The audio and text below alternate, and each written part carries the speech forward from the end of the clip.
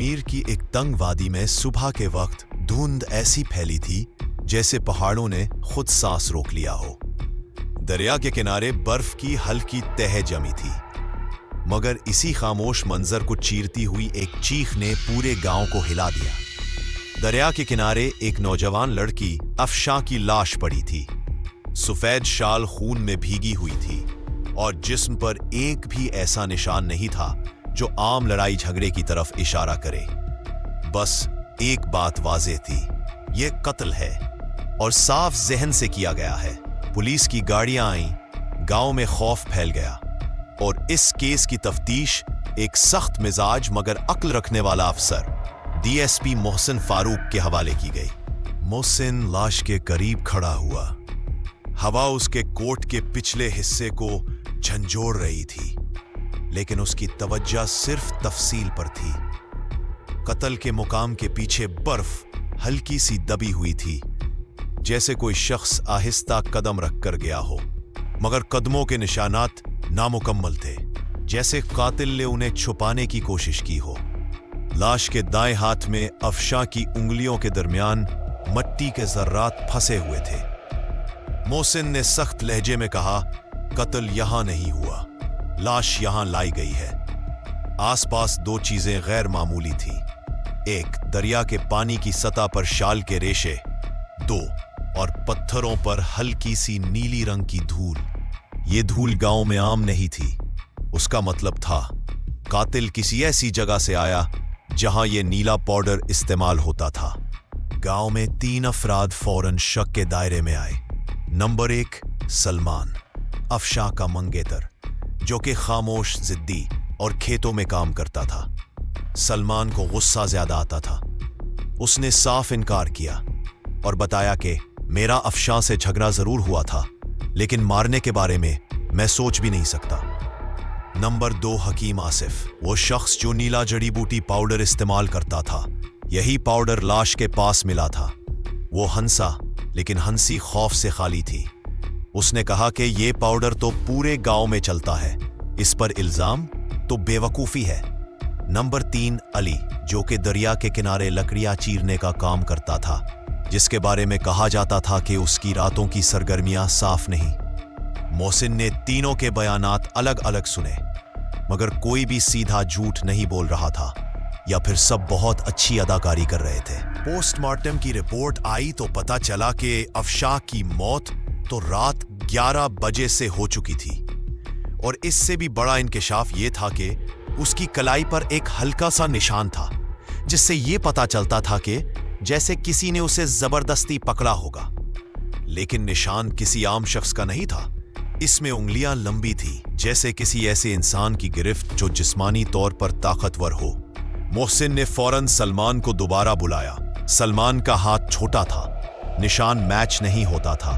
हकीम का हाथ पतला था, यह भी मैच नहीं करता था। बाकी रह गया सिर्फ एक आदमी, अली। उसके हाथ मजबूत, मोटे और गिरफ्त सख्त थी, इसलिए सारा शक आसानी से अली पर जा रहा था। मगर यही आसानी इस केस को शक्की बना रही थी।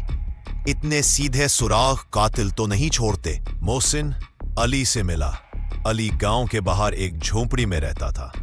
मोहसिन ने सीधा सवाल किया, रात 11 बजे कहाँ थे तुम? अली ने डरते हुए जवाब दिया, दरिया के दूसरी तरफ लकड़ी काट रहा था। यह बात झूठ लगती थी, मगर फिर अली की झोंपड़ी में कुछ ऐसा मिला जिसने मोहसिन को चौंका दिया। एक फटी हुई सिगरेट की डब्बी के जिस पर खून लगा था। मोहसिन ने डब्बी उठाई और सख्ती से पूछा, यह किसका खून है? अली ने गहरी सांस ली और कहा, यह खून मेरा है। मैं 2 दिन पहले जख्मी हुआ था।